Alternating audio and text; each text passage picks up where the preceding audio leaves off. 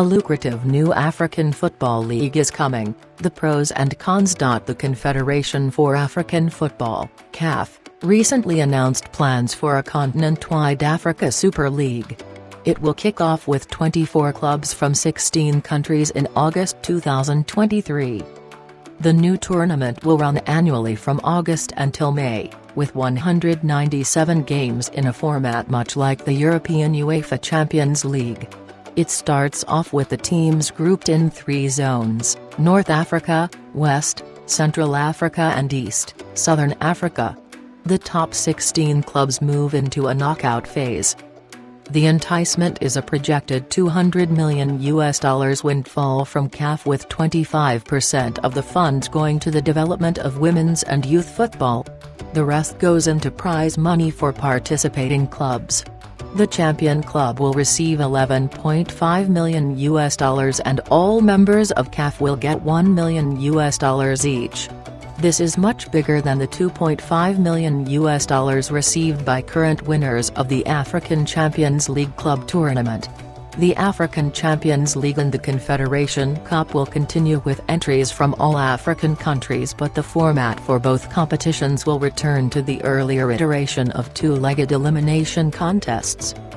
For CAF, which lost an estimated $45 million in 2020-21, the league is a way to earn big money from television rights. However, CAF provided very few answers to questions about the practical realities of the league when its plans were announced in Tanzania on 10 August. There are pertinent questions that need clarifying, but even at this early stage it is clear that there are strengths and weaknesses to the shiny new Africa Super League. Issues to be clarified. There are at least 2 major issues that CAF should clarify. The proposed Super League, which runs for the entire football season, involves 24 clubs that will, at the same time, be playing in their national club competitions. Continental competitions often disrupt local leagues.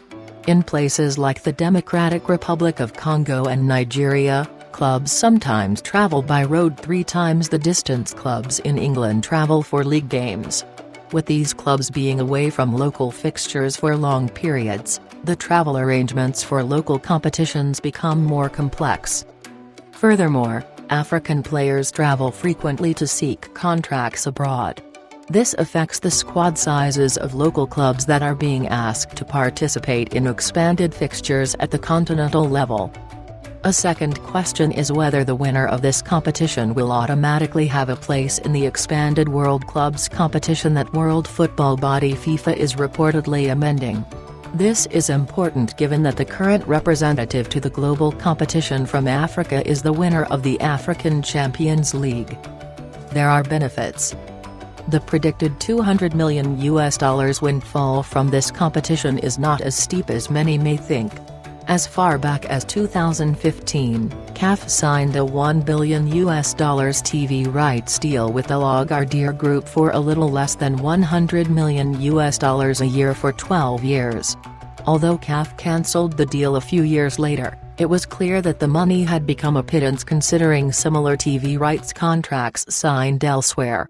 A $4 billion deal was signed by the Asian Football Confederation in 2018. 7 years after the Lagardère contract, there is every reason to expect CAF to earn an improved television contract to support a proposed African Super League that offers more games with the assurance of the better-known teams participating.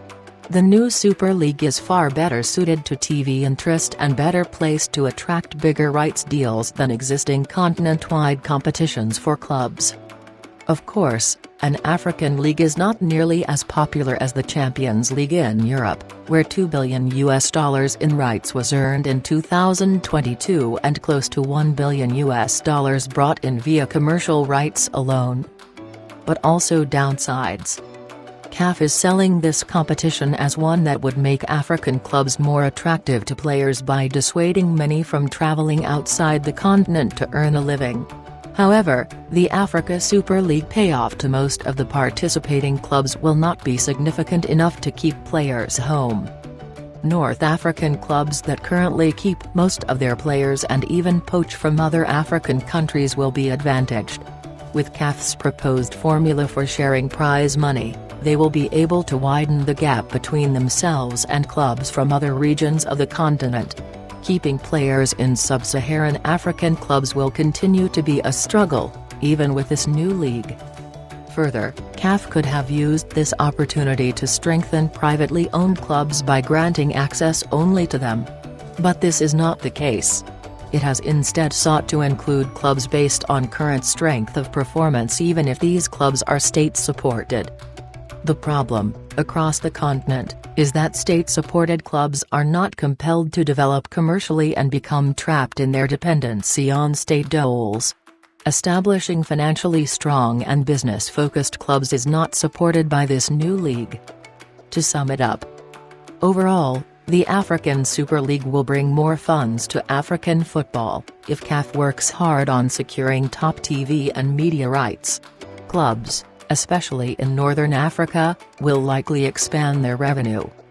Unfortunately, CAF has, with the current plan, missed an opportunity to develop commercially focused club competition in Africa. Allowing state-owned clubs to participate is a missed opportunity for clubs to develop revenue sources that are needed to make them competitive at a global level.